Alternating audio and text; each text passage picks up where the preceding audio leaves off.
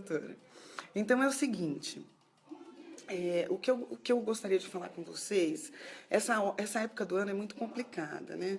Muita gente com dificuldades financeiras, né? Época do ano, assim, muitas contas para pagar, vem janeiro, e muito desemprego, né? O que deixa todo mundo muito estressado, né? Essa insegurança em relação ao Brasil e ao que vai acontecer ano que vem, não só Brasil, Trump e tal, tudo mais, né? E essa semana, com o acidente que aconteceu da Chapecó, com o Chapecoense, né? Então, muito estresse, né, gente? Não só com o acidente da Chapecoense, mas também em relação ao Congresso, né? A votação das leis, das 10 medidas anticorrupção. Então, todo mundo muito estressado. E o que isso afeta o trato digestivo? Eu vou explicar uma coisinha para vocês que eu já falei um pouco no outro vídeo, mas isso é importante. Toda vez que a gente tem um estresse físico ou psicológico, porque o nosso corpo não sabe diferenciar o que é estresse físico ou psicológico, o nosso corpo tem toda uma reação de emergência. Boa noite, Fabiana. Boa noite, Nilda. Boa noite, Guilherme. E aí, toda vez que a gente tem essa reação de estresse, o nosso corpo faz assim, ó, para tudo, tá? Nós estamos em um momento de estresse, nós estamos em um momento de sobrevivência, então vamos fazer o que é mais importante. E para a questão de sobrevivência, o mais importante é pensar rápido, porque eu preciso decidir o que eu vou fazer nesse momento de emergência. Então eu preciso de um pensamento rápido. Meu coração vai bater mais rápido, porque eu preciso de mais sangue nos músculos e no cérebro. A minha pupila vai abrir para eu enxergar melhor, a minha musculatura vai se encher de sangue para eu poder correr. Obrigada, Elizabeth. E nesse momento o trato digestivo fica totalmente para o segundo plano. E como é que eu faço para economizar energia no trato digestivo? A gente vai economizar energia, num primeiro momento, cortando as enzimas digestivas. E a primeira enzima que é cortada, como eu disse para vocês da outra vez, as enzimas digestivas, elas funcionam como uma orquestra, né? Então a gente começa com o ácido gástrico e só com uma adequada secreção de ácido gástrico que a gente tem todo esse processo seguinte de secreção das outras enzimas digestivas. Então, se eu não tenho ácido gástrico, eu não tenho enzima digestiva adequadamente. Como no estresse eu vou lá e corto as enzimas, eu não tenho essa cascata toda de secreção digestiva. E quando eu não tenho essa cascata de secreção digestiva, boa noite, Vanessa, Cristiane. Quando a gente não tem essa cascata de enzimas digestivas adequadamente, vai sobrar comida sem digerir. Toda vez que sobra comida sem digerir, vocês já estão aprendendo isso comigo, com os meus alunos lá da pós do Dr. Raí, toda vez que sobra comida não digerida, essa comida é digerida pelas minhas bactérias, e isso gera gás, gera fermentação. Um dos produtos da fermentação bacteriana é o gás. Esse gás distende meu estômago e eu começo a ter refluxo, eu começo a ter dor, tá? Ao mesmo tempo que isso acontece, eu estou fornecendo muito alimento para essas bactérias e eu começo a ocasionar uma coisa que a gente chama de desbiose. A desbiose é esse crescimento desordenado bacteriano associado em número ou em qualidade bacteriana. Então, se eu tenho essas bactérias em descontrole, eu tenho um processo inflamatório exatamente, isso aí mesmo, Luciana, as bactérias aproveitam, né? E aí, o que acontece? Essas bactérias, aproveitando a situação, associado a isso, né, uma alimentação rica demais em carboidratos, industrializados, glúten, leite, é tudo que que promove um ambiente propício à inflamação. Essa inflamação forma uma coisa que a gente chama de um processo inflamatório crônico subclínico. Por que subclínico? Porque você não está numa inflamação que você vai precisar ir no hospital ou tomar um anti-inflamatório, é um processo inflamatório que ocorre ali e que o nosso corpo fica todo em alerta. Toda vez que a gente tem um processo inflamatório no trato gastrointestinal, inflamatório subclínico, ou seja, você não tem um diagnóstico, né, de infecção, né, eu produzo várias substâncias que são inerentes ao processo inflamatório, que a gente chama de citoquinas. E essas citoquinas desarranjam a junção entre as células intestinais, que a gente chama de tight junctions, tá? Isso é um nome um pouco técnico para vocês, mas o que isso quer dizer? a gente aumenta a distância entre as células intestinais num mecanismo que a gente chama de permeabilidade intestinal. A gente aumenta essa permeabilidade intestinal. E aí, moléculas que não eram para passar para dentro do meu sangue começam a passar.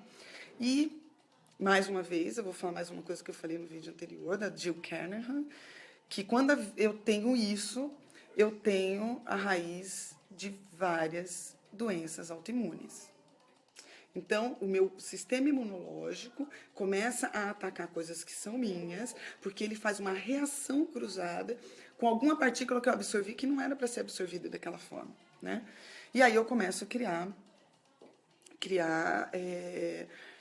anticorpos que se confundem com coisas que eu tenho. E aí eu começo a atacar a mim mesmo, né? Essa é a doença autoimune. Então, grande parte do processo autoimune começa no intestino. Então, alguém me perguntou aí, doutora, isso daí é Hashimoto, né? A tiroidite está relacionada a isso. Artrite reumatoide, as doenças inflamatórias intestinais. Me perguntaram essa semana a respeito do intestino irritável. O intestino irritável é muitas vezes confundido, na verdade, o que a gente chama de intestino irritável é, na verdade, disbiose, tá? E porque muitos médicos não sabem que existe a disbiose, tá? Eu falo isso por mim também, porque eu fiquei muitos anos no escuro. E porque eu fui estudar e fui correr atrás e acabei aprendendo, tá? Alguém me perguntou do kefir. Isso, Wagner, também. O glúten abre a porta do intestino. O glúten é inflamatório para células intestinais, tá? Eu não sou a favor do glúten. Todo mundo tem que tirar glúten? A gente não pode generalizar, porque em medicina nunca existe sempre e nunca existe nunca, tá? Mas eu afirmo para vocês que a maior parte das pessoas se beneficiam da retirada do glúten, justamente por esse processo inflamatório que ocorre no intestino, tá? Então, uma das coisas que a gente tem que fazer é isso. A doença de Hashimoto está muito relacionada à intolerância à lactose, tá? Que aí é um outro processo. A intolerância à lactose, ela atinge até 15% da população, ou mais, tá? Dependendo da idade. Normalmente, em torno dos 9 anos, a gente começa a diminuir a produção da lactase, né?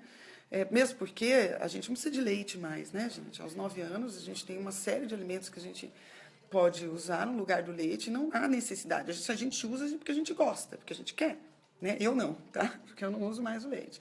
Mas eu também já fui viciada em leite, tá? Olha lá, o Wagner falou uma coisa que é importante mesmo. Quanto maior a exposição ao glúten, maior a predisposição a doenças autoimunes. Ótimo, então nós vamos entrar aí num detalhe, tá? Vocês já repararam, se vocês prestarem atenção, quanto você come, quem ainda come, de glúten por dia? Veja bem, meu pãozinho de manhã, aí na hora do lanche, no meio da manhã, eu como uma barrinha de cereal, na hora do almoço eu como um macarrão, aí na hora do lanche eu como esses biscoitinhos integrais, entendeu? Que se diz fit, que de fit não tem nada, aí à noite eu vou lá e como um beirute. Gente, é trigo 5 vezes no dia. Qualquer alimento que você comer 5 vezes por dia, você vai predispor você a um processo alergênico ou um processo de sensibilidade alimentar. Então, o problema também é a carga do glúten. Quanto mais glúten, pior, tá? E aí, o que a gente faz? O bebezinho começou a ser introduzido alimento, a gente dá uma bolacha tipo maisena, vocês lembram disso? E dá para a criança ficar mastigando. Faz falta isso para a criança? Não, gente, não existe nenhum nutriente mágico no glúten que não tenha, nos alimentos que contêm glúten, que não tenha em outro alimento. Então, assim, por que vai fazer mal? Outra coisa que eu não entendo, por que faz mal, né? Você evitar o glúten. Aí outro dia eu vi uma coisa assim, tira o glúten, mas aí depois quando você consumir vai se sentir mal. Fica 2 meses sem consumir maçã. Depois que você vai consumir, você vai passar mal? Gente, não precisa ser médico para saber disso, né? Se alguma coisa te faz mal, uma reação que o seu corpo criou, né? É porque ele está te avisando, para de comer esse negócio, tá? A caseína também causa os problemas que o glúten causa? Então, a caseína tem um grande problema, que é o tipo do leite que a gente consome, né? Tem as vacas holandesas, né, do tipo caseína do tipo A1 e A2, e aqui no Brasil a maior quantidade de vacas tem a caseína do tipo A, né? E essa proteína é mais alergênica. Então, a caseína também é uma proteína alergênica, tá? Não é todo mundo que tem alergia alimentar à caseína ou sensibilidade alimentar. Mas eu sugiro que, se você puder consumir, não consumir o leite, ou consumir o leite de outro animal, por exemplo, o de búfala é um pouco menos alergênico. Tá? Então, o de cabra também é menos alergênico. A proteína é um pouco melhor, de digestibilidade. Tá? O leite da vaca não foi feito para mim nem para você. Tá? O leite da vaca foi feito para o bezerro. Né? Né, gente? Né? Eu nem vou entrar nisso, porque eu acho que vocês já estão cansados disso. Acho que as pessoas já sabem a minha opinião. Né? Imagina, Correia, que isso. Milena, oi, linda. Desde sexta que a gente não se vê. Espero que você esteja bem, viu? Então, assim, se você tem uma doença autoimune, eu sugiro que você restringe esses alimentos, tá? A trombofilia provém do quê? A trombofilia, normalmente, tá? A gente precisa mas normalmente, ela é uma anomalia genética. Tá? São uma coisa que a gente chama de polimorfismos, né? Então, são genes que vêm com uma alteração no seu funcionamento. Então, ele vai codificar ou ele vai produzir uma proteína que não é normal. E aí fica alterado o processo de coagulação, tá? A gente tem uma coisa que é muito comum na população, que é uma anomalia que se chama do MTHFR, que codifica que faz, na verdade, uma enzima que faz a conversão do ácido fólico em metilfolato, né, que é a forma ativa do ácido fólico, e pode atingir até 20% da população. Eu mesma sou portadora, homozigota, tá? Mas sou portadora. Mas eu tenho uma irmã eu sou heterozigota, desculpa, mas minha irmã é homozigota. Então, isso é uma coisa que a gente herdou, é familiar, né? Aí, nesses casos, a gente tem que tomar cuidado, porque aumenta a incidência de trombos, tá? O que a gente pode fazer para ajudar em relação a isso? Se mantenha o máximo possível menos inflamada possível. Tá? Então, pouco inflamado. Toda vez que você se mantiver pouco inflamado, você deixa o seu sistema imune trabalhar de uma forma vigilante, mais positiva, e você consegue com que seu corpo reconheça as coisas que estão te fazendo mal, e você consegue se defender melhor dessas situações. E cuidado também quando for fazer suplementação de vitamina, tá, gente? Então, até mesmo vitamina é perigoso você tomar sem orientação médica, tá?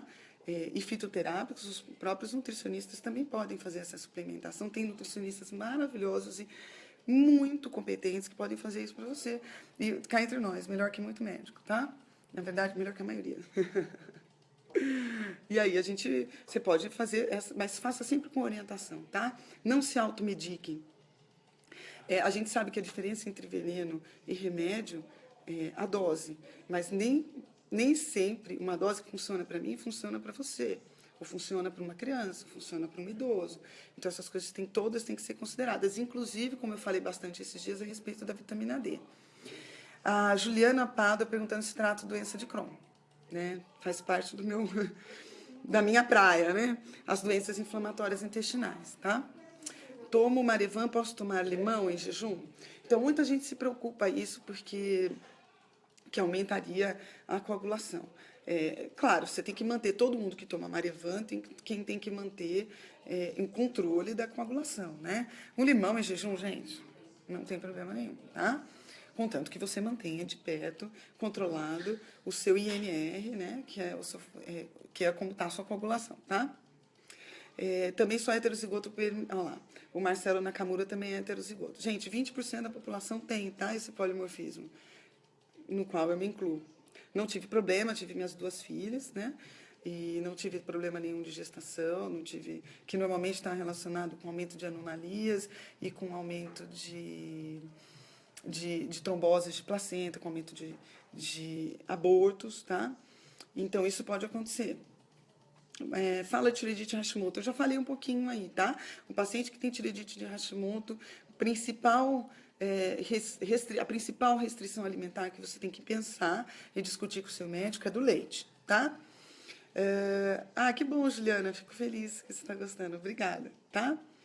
O hipotireoidismo, a Carla, mais uma pessoa falando de hipotireoidismo, então vamos lá, tá? O hipotireoidismo hoje é muito comum, tá? E principalmente em mulheres. E aí eu vou falar uma coisa para vocês a respeito do iodo. O iodo, quando a gente fala de iodo, as pessoas pensam só na tireoide, mas o iodo é captado por vários órgãos, dentre eles ovários e mamas, tá? Então, uma das coisas que a gente tem que pensar quando tem uma doença fibrocística da mama, por exemplo, nódulos mamários, é deficiência de iodo, tá? Uma das coisas. Por que a mulher é mais acometida de hipotireoidismo? Principalmente depois que passa a menarca, que é quando a mocinha menstrua. Isso acontece porque quando a gente começa a aumentar as mamas, a gente tem uma necessidade maior de iodo do que o homem.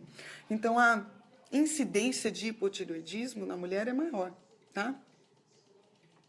Outra coisa que a gente tem que pensar, cuidado, claro, com a alimentação, cuidado, inclusive com o suplemento de iodo, faça sob orientação médica, tá?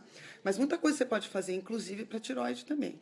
Primeiro, eu restringo leite e glúten, tá? Para quem tem hipotireoidismo, os dois. Outra coisa que a gente pode fazer, vitamina D, tá? Claro, baseado nos seus exames pessoais, para a gente ver a quantidade que você necessita. Mas a vitamina D também é importante em todas as doenças autoimunes, todas, tá? Inclusive a tireoidite Hashimoto, que é o hipotireoidismo autoimune, muito frequente. Nós temos muito na família, novamente, tá? Obrigada, Ingrid, obrigada. Artrose e fibromialgia tem alguma relação com o intestino? Sempre, tá? Sempre. A artrose, um pouco menos, porque é uma doença degenerativa que vai evoluindo com a idade, né? Mas o resto, sim, tá? Com o intestino. Na verdade, quando a gente fala de intestino, não tem... Tudo começa no intestino, tá? Eu sei que parece que eu sou um pouco repetitiva, mas tudo começa no intestino. Um intestino bem tratado, bem cuidado, sem desbiose. Outra coisa, para a gente começar com a saúde intestinal, evacuações minimamente diárias, tá? O ideal, como eu falei já outro dia aqui, evacuações que respeitem o ritmo alimentar, 2, 3 vezes ao dia. Você tem 2 grandes refeições ao dia, essa deveria ser o ritmo, esse deveria ser o ritmo do seu intestino, tá? Doença celíaca e dieta sem glúten convencional com grãos faz mal? Ju, a gente tem que tomar cuidado com alguns grãos, tá? Eu sugiro até que vocês, para quem lê inglês, tem um site que se chama glutenfreesociety.com, que é muito bem cuidado, tá? Por um médico que é reumatologista, olha que interessante, que trata doenças autoimunes, americano, e que ele fala do tanto que a gente tem de contaminação de glúten em outros grãos. Então, um dos grãos que a gente tem que pensar, o que ele fala no site, é o milho, tá? Existe muita reação cruzada entre algumas proteínas do milho com as proteínas do glúten, do trigo. Então, cuidado, tá? Outra coisa, quando a gente fala de doença celíaca, às vezes a gente está consumindo uma dieta gluten-free, mas a gente tem... Patrícia, sim, o kefir é doado, eu tenho, tá? Se alguém precisar, não tem muito, mas dá para doar. A gente tem que pensar que existe contaminação de glúten nas mais diversas formas que vocês não fazem ideia, tá? Até em pasta de dente, shampoo com proteínas do trigo. Gente, quem é celíaco não pode, tá? Então a coisa é muito maior do que vocês imaginam. Quando eu falo para restringir uma dieta com o glúten da dieta, para uma pessoa que não é celíaca, as pessoas, tem gente que fala aí, não pode, porque se a pessoa for celíaca e depois vai testar para o glúten, não vai saber se é celíaco e isso pode dar problema. Gente, ninguém que não é celíaco, até o celíaco tem uma dificuldade enorme para se manter 100% sem glúten. Imagina quem não é celíaco, tá? Tem contaminação. Você vai em restaurante, você pede um alimento que a princípio não tem glúten, mas você sabe se ali foi feito na mesma chapa, ou na mesma panela, ou no fogareiro do lado, se não foi feito um macarrão. Você acha que isso não tem contaminação? Tem contaminação. Então, quem é celíaco é muito mais sério o problema, tá? Então, tem que tomar muito mais cuidado com o glúten. E tem que tomar cuidado com uma excelente pergunta que a Juliana fez, é com outros grãos também. Então, olhem, quem puder e souber falar inglês, olhem esse site, o Gluten Free Society, tá? .com. Eu vou colocar depois nos comentários. Olá, Juliane, sou portadora de endometriose, não tenho a minha intolerância a glúten e lactose. Mas eu observei mais uma coisa quando consumo carne vermelha, as dores pioráveis. Eu evito muito. Ó, isso é muito importante, tá? Endometriose também é sinal de uma pessoa inflamada. Tá bom?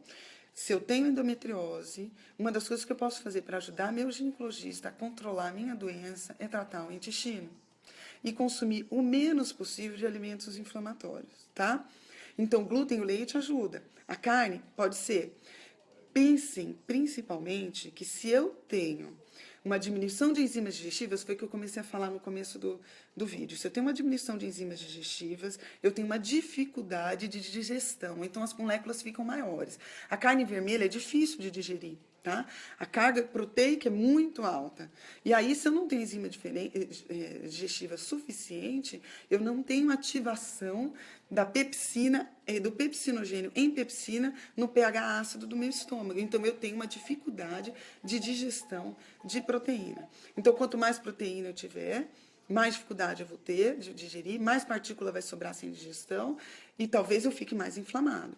Então, procure um bom nutricionista que faça nutrição funcional para orientar vocês, que possa fazer uma dieta, como a gente fala, de uma limpeza intestinal, e isso com certeza vai ajudar a controlar. Eu estou falando com todas as letras. Se você limpar o seu intestino, se você cuidar do seu intestino, com certeza vai ajudar a controlar qualquer doença autoimune que você tenha, hipotireoidismo, artrite reumatoide, esclerose múltipla, lúpus, vai ajudar a controlar a sua doença, tá? Vai diminuir a quantidade de sintomas, vai aumentar o tempo de remissão de doença. E quando eu falo de doenças autoimunes, as doenças inflamatórias intestinais entram nisso também, tá? E a doença celíaca, óbvio, né? O kefir, olha lá, tem alguém falando que tem grupo, tá? PB8 é um bom probiótico, né?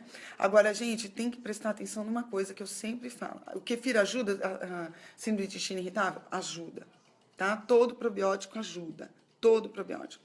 Ajuda não só o intestino, como ajuda as doenças autoimunes, como ajuda, inclusive, que a gente pode até fazer um tema qualquer dia só sobre isso, as doenças psiquiátricas também, tá? Existe um eixo que se chama intestino-cérebro. Hoje eu estava conversando com um bom amigo meu, um neurocientista, o Nelson Anunciato, lá na pós-doutor Léo Ribeiro, que a gente está pensando em fazer um simpósio a respeito disso depois, e ele é inteligentíssimo, acho que ele tem muita coisa para falar sobre essa relação entre intestino e cérebro também, tá? E as doenças psiquiátricas. Então, qualquer probiótico ajuda. Agora, uma coisa que é importantíssimo falar, tanto para vocês, quem é leigo, quem é da área da saúde, como as minhas amigas e amigos nutricionistas e colegas médicos, é preciso limpar o terreno antes de semear. O que eu quero dizer com isso? É preciso limpar os intestinos antes de eu semear com probiótico, tá? Se eu tenho uma desbiose, muito importante, eu colocar probiótico ali, grande chance de você piorar a sintomatologia. Então, o paciente que, eu peguei um kefir de alguém, ou eu comprei um probiótico, fui numa viagem no exterior, lá que a gente compra muito fácil em qualquer farmácia, qualquer supermercado, a gente compra um probiótico lá, e bons probióticos, aí a pessoa chega em casa e fala, mas comecei a tomar, me fez mal. Fez mal porque você está sujo. Esse intestino precisa de limpeza, tá? Então, cuidado. Não vai direto no probiótico, porque os seus sintomas podem piorar num primeiro momento, tá? Se a gente conseguir assegurar que você evacue pelo menos de 1 a 2 vezes ao dia, por um certo tempo, que eu conseguia limpar esse intestino, vocês sabiam que tem gente que é tão constipado, que tem até 3 quilos a mais dentro do abdômen de fezes represada? Então, como é que eu vou jogar nesse caldeirão probiótico? Então, gente, tá? Então, cuidado, por isso que nada é tão simples assim, tá? O que eu falo aqui é para orientar, para dar uma luz para vocês, para ajudar, mas muitas coisas vocês têm que fazer sobre orientação médica ou de um bom nutricionista, tá? Doutora, essa seria a minha pergunta. O que será que seria? Como limpar o intestino? A primeira coisa da gente limpar o intestino é assegurar uma evacuação mais frequente, tá? E como é que a gente faz isso? Eu sou contra laxantes, tá? Até esses laxantes, entre aspas, homeopáticos, tá? Que vocês vêm vendendo aí. Cuidado, laxante não, tá? Então, atividade física. O que ajuda o intestino a funcionar todo dia? Atividade física diária. O quanto mais você se mexer, quanto mais você contrair a musculatura das pernas, mais você contrai a musculatura do intestino também. Primeiro. Segundo, líquido, muito líquido. Terceiro, fibra, tá? Então, fibras de boa qualidade. Fibra que você pega em vegetais, tá? Estamos falando de comida de verdade, não é remédio, tá, gente? Então, vamos dizer, claro, são coisas talvez um pouco caras, tipo alcachofra, aspargo, mas são mamão, tá? Com bastante líquido, bastante fibra. E exercício físico. Grande parte das pessoas melhoram bastante o intestino nesse sentido. Se não, a gente precisa usar algumas coisas que são fluidificantes do trânsito intestinal. E aí eu vou pedir, eu não posso dar receita nem prescrever ninguém pela internet, tá, gente? Isso não é ético, tá? Então, procurem alguém, um nutricionista, um médico que saiba lidar com isso, para assegurar que você primeiro faça essa evacuação diária, ou pelo menos 2 vezes ao dia, tá? Alguns pacientes têm síndrome do intestino irritável, tem uma forma de se manifestar com constipação, tá? Então, normalmente, a gente precisa limpar primeiro esse terreno e fazer como uma faxina para depois colocar o probiótico. Agora, veja bem, por que eu estou falando assim? Eu vou fazer uma analogia para vocês entenderem, tá? Juliana, não use, tá? Minilax, eu acho, né? Movilax diariamente, tá? Não. Qualquer coisa, oi, Mo, tudo bom? Qualquer coisa que, Gislaine acabou de dar uma ideia ótima, o óleo de coco ajuda muito, tá? O óleo de coco ajuda muito no trato digestivo e na fluidificação das fezes. Você pode usar o azeite também, tá? Colherzinha de azeite. Outras coisas que você pode usar, aloe vera, é ótimo também. Alguns chás, tá? Eu só quero que vocês tomem cuidado com alguma coisa que irrite a mucosa de intestino, porque isso a gente não quer, tá? Olá, Adélio. Oi, Patrícia, saudades das minhas marmitas. Minhas marmitas estão super monótonas agora por causa da dieta que eu tô, tá bom? Por isso que eu não tenho mostrado muito, não. Não tá muito apetitosa para vocês, tá? Então, aveia sem glúten ajuda o intestino? Ajuda sim, tá? Muitas fibras, tá? São muito bom. Que alimento deixa estufado? Ilza Geraldo está perguntando. Obrigada, Elaine. Que alimento deixa estufado? Todo alimento que fermenta. Cada pessoa é uma pessoa, não existe uma dieta, não existe nada nesse mundo que sirva igual para todo mundo, tá? Não existe, mesmo porque a gente tem uma coisa que chama de individualidade biológica, cada um é um, né, gente? Então, o probiótico de chucrute recomenda, que é o que a gente chama de sauerkraut, né? Ou tem um nome em português para isso, chucrute, exatamente, tá? É muito bom, tudo verdura fermentada é bom também para o intestino, tá? Que chás irritam o intestino? Então, tem alguns chás que a gente tem que tomar cuidado, tá? Chá de sene, por exemplo, ele é fluidificante, ele aumenta a evacuação, só que ele irrita o intestino, tá? Então, só cuidado, principalmente se você já tem um intestino mais sensível, tá bom? Oi, doutora, quando vai atender em São Paulo? Então, gente, eu até gostaria, já tenho alguns convites, e eu tenho vários pacientes que vêm aqui para Campinas, no meu consultório, que são de São Paulo. Afinal, a gente não está tão longe assim, né, Cecília? Eu saí da pós do Dr. Laí Ribeiro às 6 horas, e já cheguei, já jantei, estou aqui conversando com vocês. E já cuidei das bonecas primeiro, né? E já estou aqui conversando com vocês. Mas eu preciso achar tempo para ir para São Paulo, tá? Obrigada, Patrícia, obrigada. Oi, Mari, tudo bem, boneca? Saudade de você. O cloreto de magnésio melhora o intestino? Tem uma forma de magnésio que ajuda o intestino, mas que não é o cloreto. É o citrato de magnésio. Ô, Geisa, me chama para a Alemanha que eu vou. Amo medicina alemã, tá? Medicina alemã está muito na frente da nossa. Muito. Se quiser me convidar para ir até a Alemanha, vou com prazer. Não conheço a Alemanha ainda, tá? Ameixa é bom para o intestino? É ótimo para o intestino. Muita fibra, ajuda pra caramba, tá? Chá de boldo ajuda? Ajuda sim. Ajuda sim. Ajuda a fluidificar. Todos os chás, na sua maioria, ajudam bastante, tá, gente? Só cuidado com... O chá verde é muito bom também. A única coisa é que se tomar cuidado com algumas coisas assim, não pode tomar chá verde demais, tá? Porque ele pode dar epigastralgia, pode dar dor de estômago também. Isso, exame, o Marcelo, excelente, dando as dicas aí. O laboratório do Lemos faz o teste de MTHFR, mas vários laboratórios fazem, tá? E faz no sangue mesmo, tá?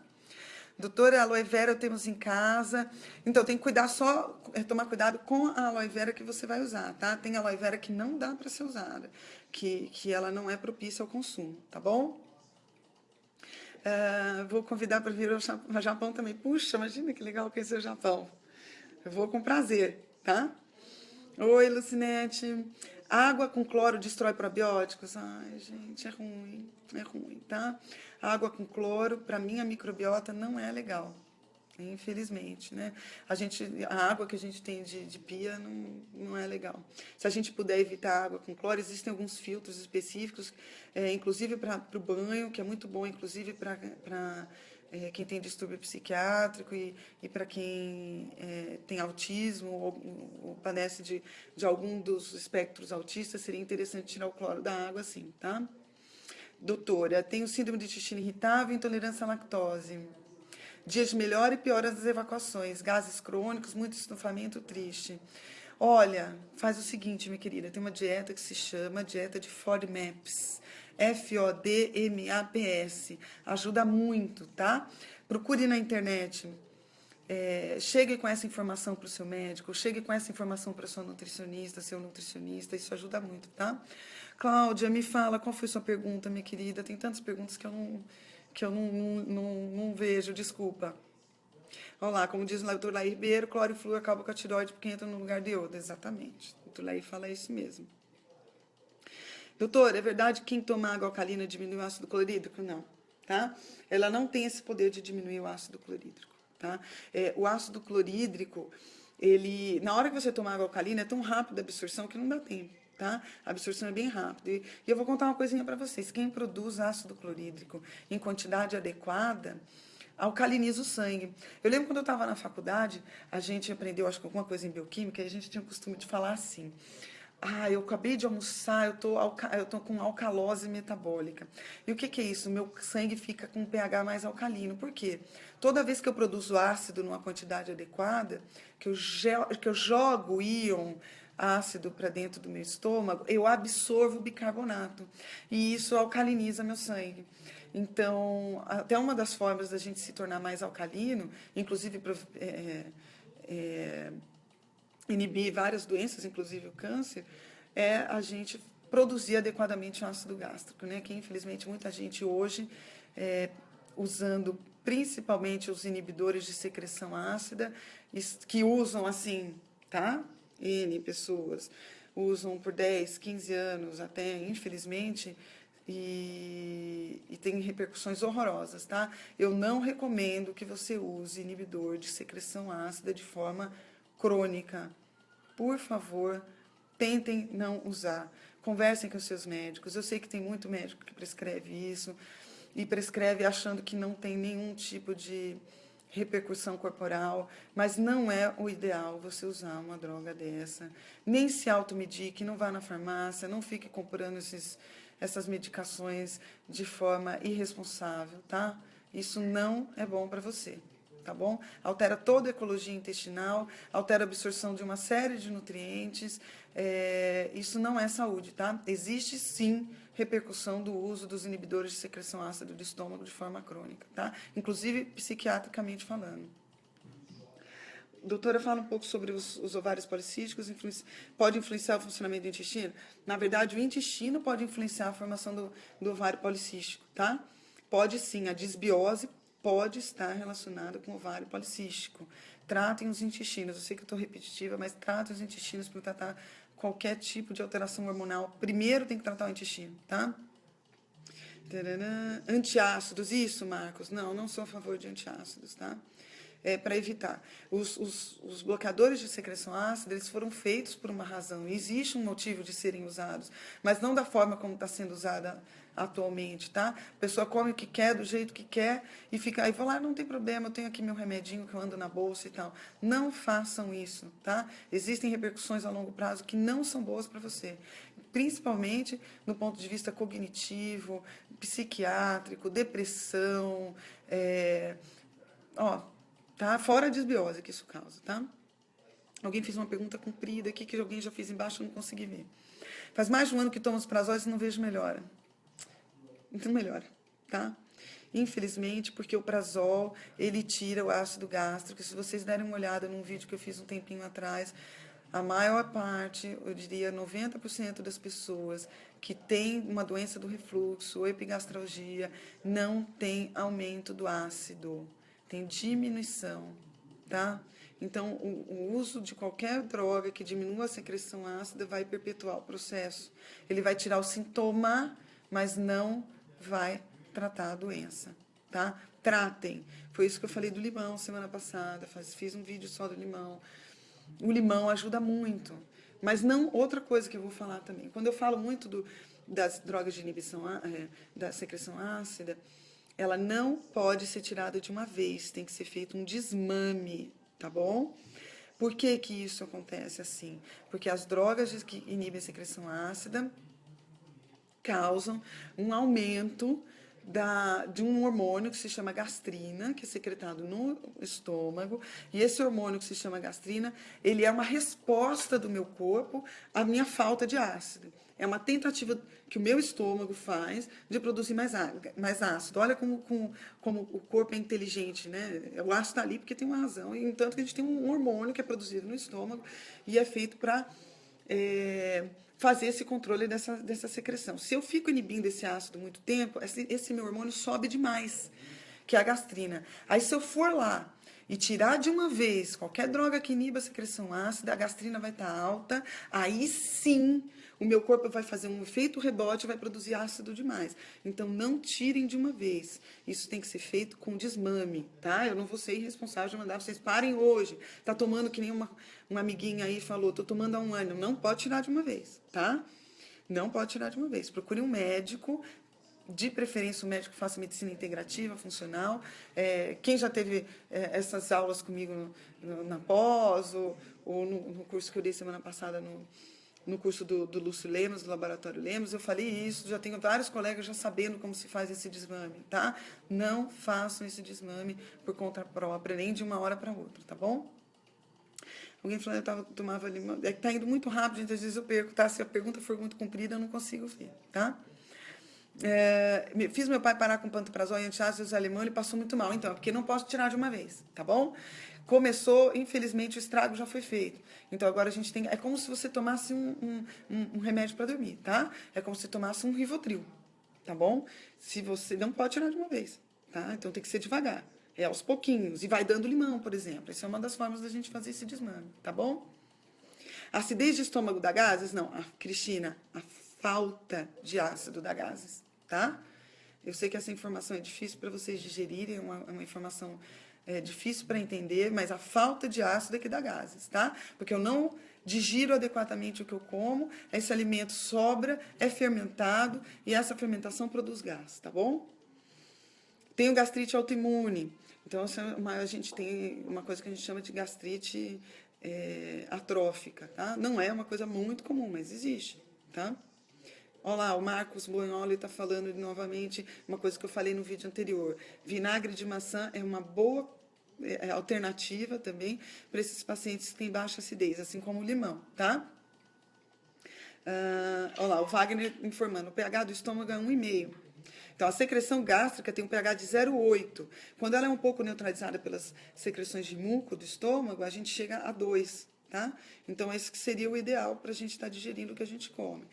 A ativação do pepsinogênio em pepsina, que é para digerir proteína se dá em pH ácido, no máximo 2,5, 3, tá? Acima disso, a gente começa a não digerir proteína direito, tá bom? Artrite reumatoide, há alguma dieta para ajudar? Olha, antes de pensar em dieta, mesmo porque eu não prescrevo dieta, né? Eu não sou nutricionista, mas antes até de pensar em dieta, pense na limpeza do intestino. E eu pessoalmente, tiraria qualquer alimento inflamatório, tá? Então, a princípio, glúten e leite, com certeza. Como fazer o desmame do Rivotril? É tudo lento, tá? Não pode tirar de uma vez, porque você não vai dormir mais, né? Vai ter uma dificuldade muito grande de dormir. Vai reduzindo a dose aos pouquinhos, vai sentindo, e aí você pode tirar. A mesma coisa é o inibidor de secreção ácida, tá? Doutora, limão cortado dura quanto tempo? Não sei essa resposta. Posso ver para você quanto tempo ele vai durar. Estresse causa esofagite? Causa, tá? Porque o estresse diminui a ativação de todas as enzimas digestivas. Quando eu diminuo, novamente, esse processo. Eu vou martelar até vocês ficarem enjoados de me ouvir. Quando eu tenho a diminuição das enzimas digestivas, eu tenho... quando eu tenho estresse, eu tenho diminuição das enzimas digestivas e, portanto, tenho diminuição de ácido também. E eu tenho, mas eu não tenho diminuição só do ácido, eu tenho também diminuição da produção de muco, que recobre o estômago. Então, o estresse causa esofagite, tá? Pela essa disbiose que ele causa. Olha lá, alguém fazendo assim. Obrigada, Cláudia. Qual o melhor kefir, de água ou de leite? Eu prefiro de água, tá? Aí você fermenta, eu gosto muito de usar um açúcar de coco. Tá? Eu uso pessoalmente o kefir de água. Tá? Probiótico ajuda nas doenças autoimunes? Ajudam muito, tá? Depois que você limpar o terreno. Ajuda muito, não só nas doenças autoimunes, como as doenças psiquiátricas, as doenças inflamatórias gerais, por exemplo, como endometriose, que alguém perguntou aí, tá? Refluxo é falta de ácido? 90% do tempo, Cristina? Sim, tá? Doutora, lê depois meu relato, leio. De dengue, uso água, limão, carbonato, tá lá em cima. Tá bom, vou ler, tá? Qual algum alimento que seja diminuído de estresse para evitar as medicações? Será que um alimento que diminui esse estresse sobre o trato digestivo? Né, leite e glúten para começar. Para algumas pessoas, carne vermelha também, tá? Como consegue ser mãe e trabalhar tanto? Ah, minha filha, eu não sou perfeita, não. Vem cá, boneca. Tô com uma bonequinha aqui do meu lado, daqui a pouco eu tenho que dar atenção, ó. Mas não é fácil, não, né? Não é fácil, não. Eu também vivo estressada, tá, gente? Então, eu às vezes, também tenho que parar um pouquinho para controlar meu estresse. Tá bom? Anemia e vegetarianismo tem relação? Sim, né? Sim, tem algumas... infelizmente, o ferro ele é mais biodisponível em produtos animais, tá? Obrigada, Lucas. Obrigada. Lavagem intestinal pode ser interessante, tá? Enema intestinal. Existe, inclusive, o enema de café, que é feito com café orgânico e tal. Existe um protocolo de um médico alemão que se chama Max Gerson.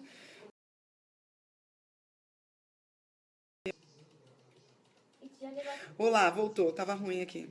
Leite e café atrapalha a cicatrização da esofagite? Sim, tá? Eu até fiz um post essa semana sobre o café. O café ele tem uma ação relaxando o músculo do esôfago inferior, né? Que é o esfíncter inferior do esôfago, e isso predispõe a refluxo também. Então, se você está com esofagite, evite o café, tá bom? Ah, imagina, obrigada, Rose, obrigada, viu? Tomar lactase depois de ingerir lactose faz mal? Não, não faz, né? Ajuda a digerir essa lactose se você tem intolerância à lactose. Na verdade, ajuda, né? Existem já alguns suplementos que visam isso. Tem alguns suplementos que visam, inclusive, a digestão do glúten, né? Mas, assim, você realmente precisa ingerir isso, entendeu? Então, é questão de escolha, né? Mas se você, por exemplo, eu sei, gente, que tem questão social também, né? Agora a gente vem às festas de final de ano, e aí você tem ceias, tem encontros, tem confraternizações com os colegas de trabalho. Realmente, às vezes, não tem jeito, né, gente? Também, às vezes, inevitavelmente, você acaba consumindo. Um consumo esporádico não tem problema, né? O problema é o abuso, né? O consumo direto. Às vezes eu falo do glúten, falo o seguinte, o problema de você tirar o glúten da sua dieta O único problema que eu vejo é que você tirar o glúten e substituir por coisas que não são nutricionalmente interessantes, tá? Então, assim, eu vou tirar o glúten e vou comer só tapioca. Não é legal, tapioca você pode comer, mas não é uma coisa que você está comendo o tempo inteiro. Ela é pobre nutricionalmente e ela tem um índice glicêmico muito alto. Então, assim, cuidado com essas escolhas. Eu tirei glúten, agora eu estou super saudável. Não é assim, tá?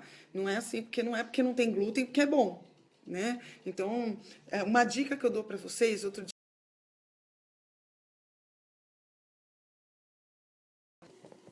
Voltou. Ah, meu Deus, tá ruim a conexão, gente. Então vamos fazer o seguinte, eu vou ver eu vou ver... me perguntaram ali o que eu acho daquelas drogas que inibem a absorção de gordura. Não acho legal, tá?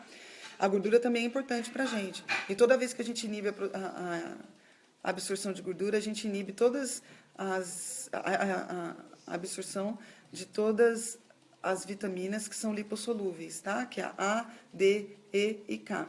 Então, tirar a gordura do trato gastrointestinal. Outra coisa, a gente também causa desbiose pelo excesso de gordura que fica nas fezes, tá? A gente tem bactéria.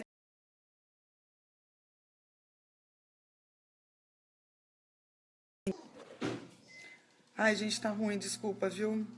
Tá ficando ruim eu sei, Marcos, Pimenta, Juliana. Eu sei, mas tá ficando ruim não sei por quê, tá? De nada, amor. E não repare, minha unha tá horrorosa. Alguém perguntou aí, como é que a senhora consegue ser mãe, médica e trabalhar tanto? Ah, tem coisa que não dá certo, né, gente? Vocês veem minha unha aqui, dá dó. Vergonha. Fui e voltei da pós com essa unha desse jeito.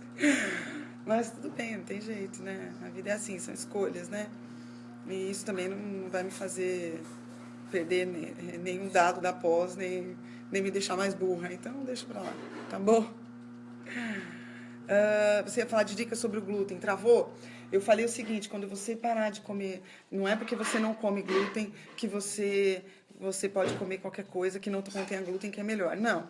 E algumas pessoas que vão consumir glúten, já existem algumas formulações que ajudam a digerir o glúten, tá? Então, se é inevitável, eu vou ter que comer, e eu sei que não me faz bem, eu sou sensível ao glúten, eu já percebi. Então, existem, eu não vou falar o nome aqui, porque não vou ficar fazendo propaganda e nem induzir a automedicação de vocês, mas existe já, tá? Formulação de farmácia de manipulação que vocês podem fazer para quando você ingerir o glúten, você usar e digerir melhor esse glúten, tá?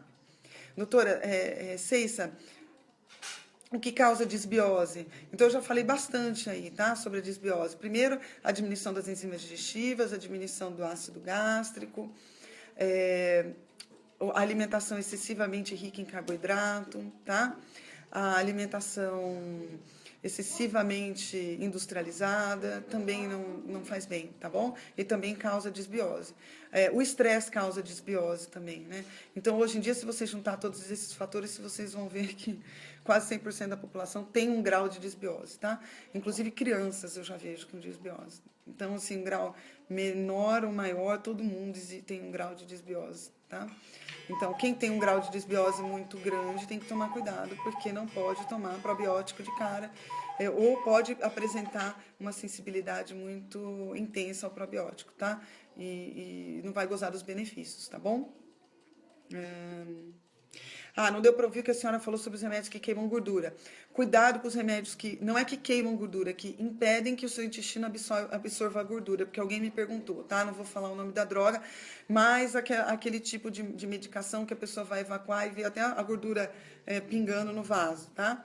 Ou boiando no vaso. Isso não é legal, tá? Toda vez que eu uso alguma coisa que impeça de absorver adequadamente a gordura, eu também não absorvo adequadamente as vitaminas que dependem da gordura, tá? Então, são as vitaminas do A, D, E e K, por exemplo, tá?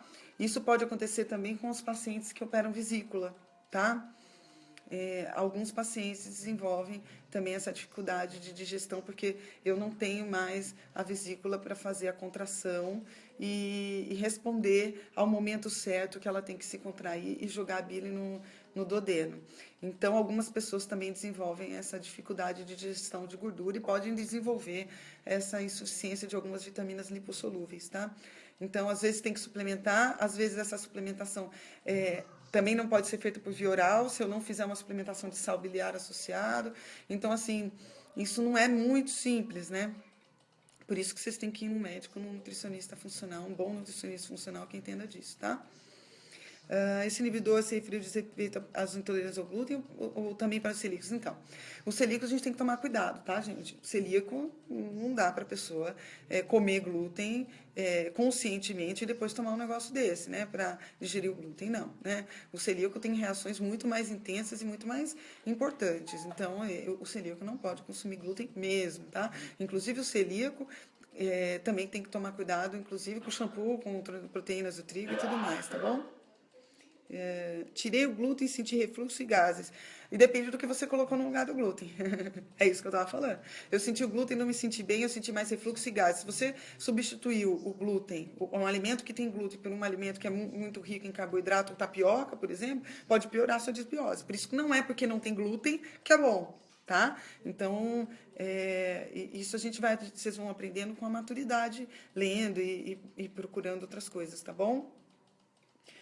Já ouvi falar que inibidores do glúten não são recomendados para celíaco. Exatamente, não. Não é, Juliana, recomendado para celíaco, tá?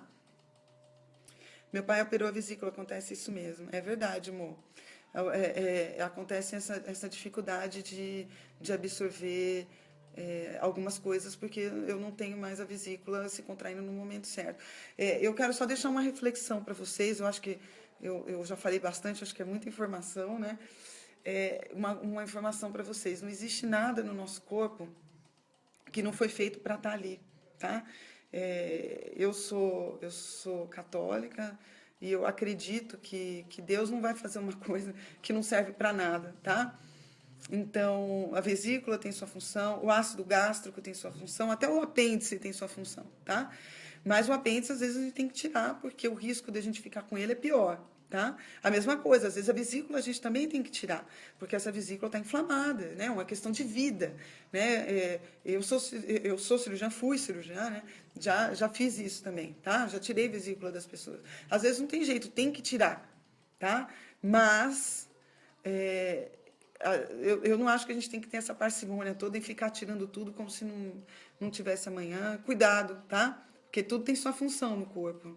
E da mesma forma como eu acho que não tem que tirar, nem todo mundo tem que tirar a vesícula, nem todo mundo, na verdade, ninguém tem que tirar o ácido gástrico. Minto, ninguém não. Tem alguns pacientes que têm uma síndrome que se chama doença de Zollinger-Ellison, esses sim são obrigados a tirar o ácido e também, como eu falei no começo do vídeo, que alguns pacientes precisam do inibidor de ácido gástrico e esses pacientes são os que têm uma úlcera aberta que precisa cicatrizar. Esses pacientes têm que inibir ácido, senão não cicatriza, tá? Então, assim, por isso que eu falei, eu sempre falo, não existe sempre, não existe nunca, tá? Os inibidores da secreção do ácido gástrico foram feitos por uma razão, mas não é para ser usado como é usado hoje, tá, gente? Não é. Essa parcimônia toda, não é. Qualquer pessoa chega na farmácia, para o balconista da farmácia e pede. Não precisa receita, não tem controle nenhum, e isso não é legal, tá? Não se automediquem dessa forma, tá? Não se automediquem dessa forma. Procurem um médico, procurem saber a razão dessa dor que você está sentindo, por favor, tá? Obrigada, Adriana. Então, esofagite tem que tomar Tecta? Depende, né? Que é o inibidor da secreção do ácido gástrico. Se a pessoa tiver com uma esofagite importante, para cicatrizar essa esofagite, sim, tá? É a mesma coisa da úlcera do estômago. No momento de cicatrização, sim, mas tomar constantemente não é a saída para resolver o problema, tá? Procure resolver o problema. Por que você está com esofagite? Tem uma hérnia de hiato? Não tem hérnia de hiato? Então, provavelmente você tem uma disbiose secundária, uma diminuição da secreção do ácido gástrico. Tá, vamos corrigir a disbiose, vamos corrigir o ácido gástrico. Não é para corrigir sintomas somente, tá? Agora minha secreção está ficando fraca, minha conexão está ficando fraca de novo. Eu vou parar, que eu acho que está todo mundo cansado já de ouvir a doutora, né? E eu também preciso tomar um banho, né, gente? Descansar um pouquinho.